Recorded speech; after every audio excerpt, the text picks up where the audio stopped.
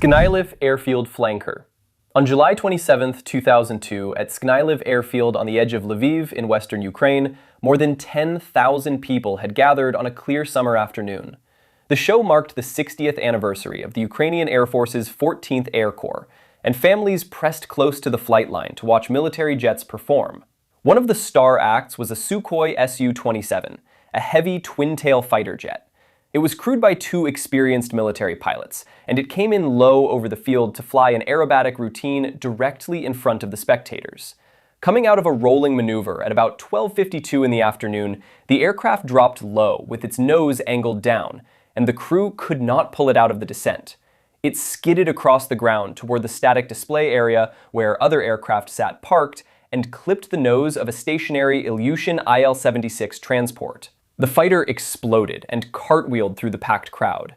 From the loss of control to the impact was only seconds, and the spectators had no time to move. The two pilots had ejected in the moments before the crash and came down with only minor injuries, while emergency crews on the field were overwhelmed by hundreds of casualties at once. Investigators found the routine had been flown below its planned altitude and outside the approved display area, and they placed pilot error and organizational failures at the center of the disaster. Both pilots, along with several show organizers and senior officers, were prosecuted. In 2005, they were sentenced to prison terms. 77 people were killed, and more than 540 were injured, many of them seriously. It remains the deadliest airshow disaster in history. Farnborough DH-110 prototype. On September 6, 1952, at the Farnborough Airfield in Hampshire, England, an estimated 120,000 spectators lined the field for the annual British aviation display. A prototype de Havilland DH-110 jet fighter arrived to demonstrate its new swept-wing design. At the controls was test pilot John Derry, 30 years old and the first Briton to fly faster than sound, with flight test observer Anthony Richards, 25, aboard beside him. Derry took the jet into a supersonic dive from around 40,000 feet, pulling out low over the airfield before beginning a fast, low circuit for the crowd. As the aircraft leveled out in front of the enclosures, its outer wings tore away, one after the other, under the aerodynamic load. The jet pitched violently upward and broke apart in the air, and the cockpit, engines, and tail disintegrated, killing Derry and Richards instantly. Heavy debris and one of the engines fell into the packed spectator area. The whole disaster was captured on newsreel film and seen across the country. Rescue workers and other spectators reached the fallen crowd within moments, where 29 people on the ground had been killed and about 60 more injured.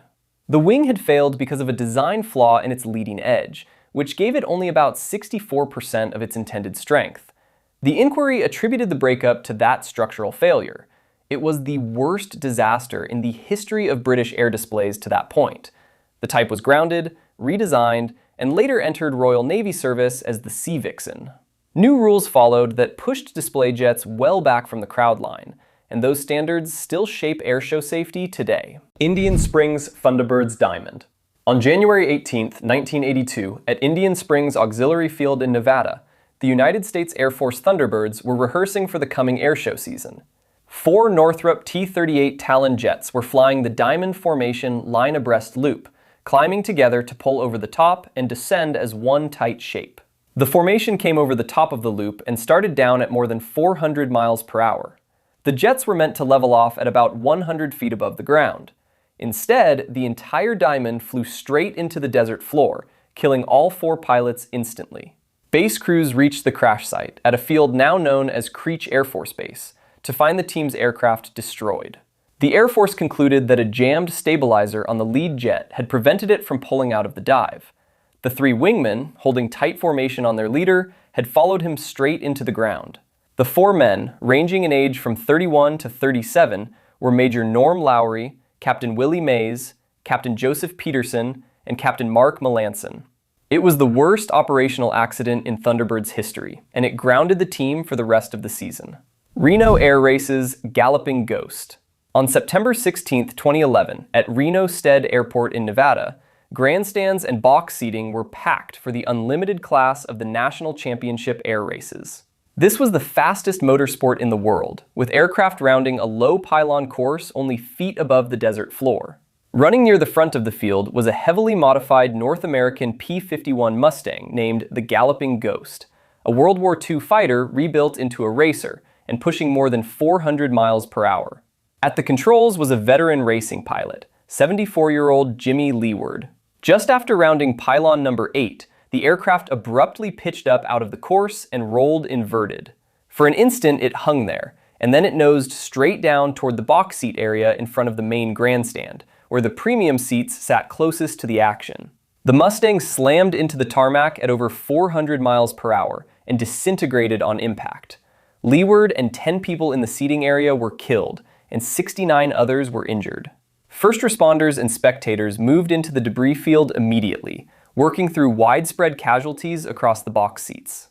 The National Transportation Safety Board traced the loss of control to worn lock nuts on the left trim tab, whose threads had not been replaced since at least 1985. Combined with the aircraft's extreme speed and untested modifications, the worn hardware let the trim tab fail and the pilot lose control. The board attributed the crash to that failed hardware and the speed. It ranks among the deadliest airshow accidents in United States history. Le Bourget Tu-144.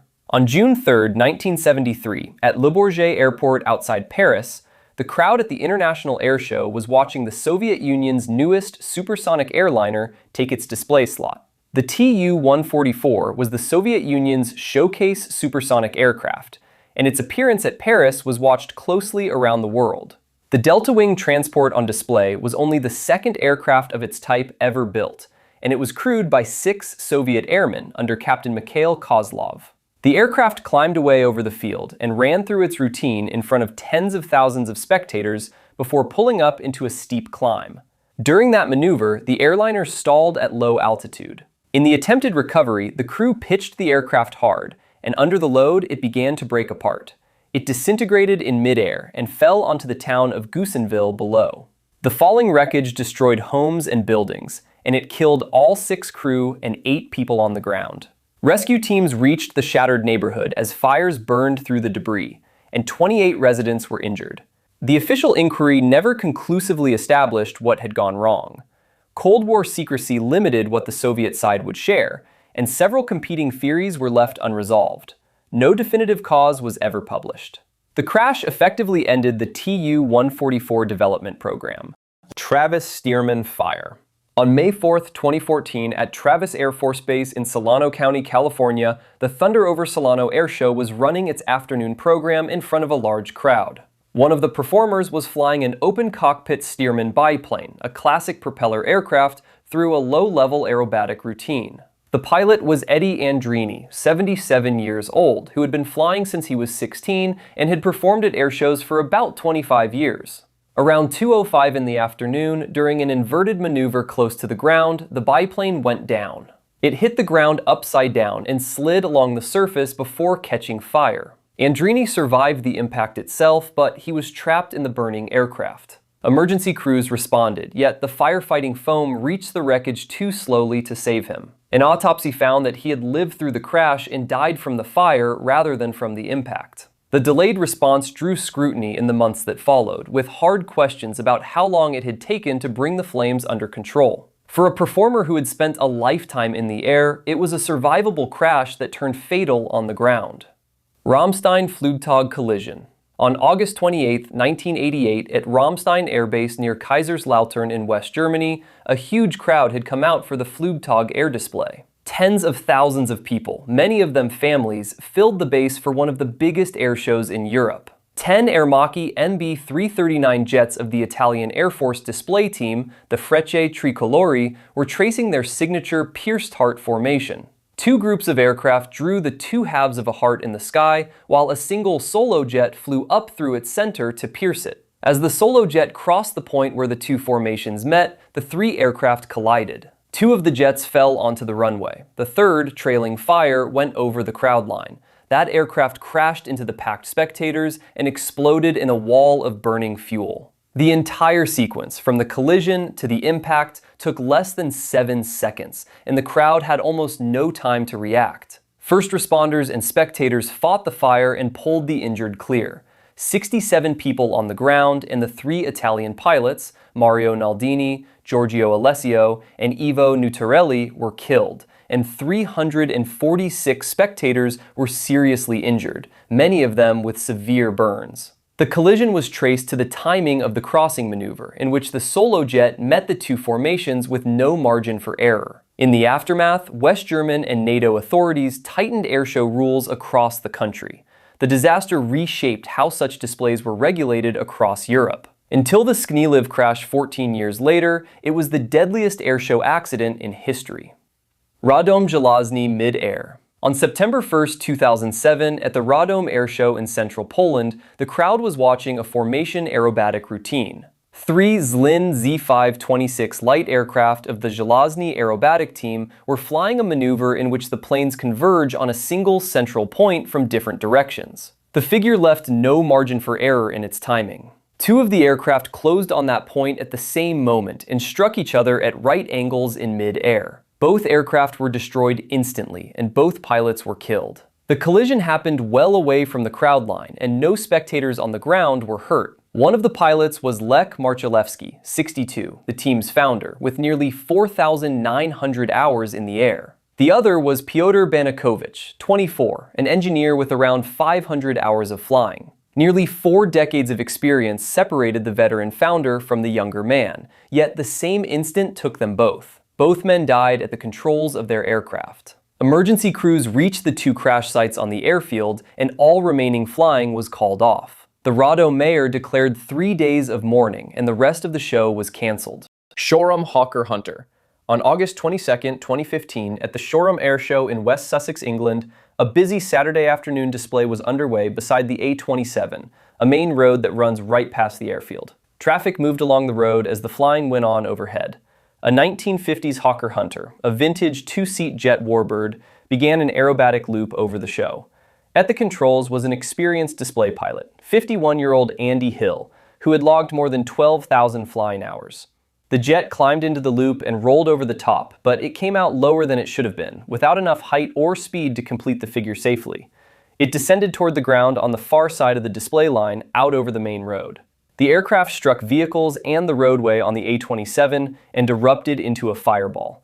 11 men who were driving or standing nearby were killed, and 16 others were injured.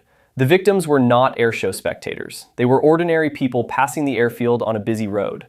Emergency services closed the A27 and worked the wreckage for hours, and the pilot was pulled from the burning jet, critically injured but alive. Air accident investigators found the aircraft had entered the maneuver too low and too slow to complete it, and they examined the pilot's handling and the possibility that he had suffered cognitive impairment during the flight. The pilot, Andy Hill, was charged with 11 counts of manslaughter by gross negligence. In March 2019, a jury found him not guilty on all 11 counts. It was the deadliest airshow accident in the United Kingdom since the Farnborough disaster of 1952. The crash forced a sweeping review of British airshow safety. Tighter limits were placed on vintage jets flying aerobatics over crowds and roads. If stories like this stay with you, subscribe and tell me what to cover next in the comments.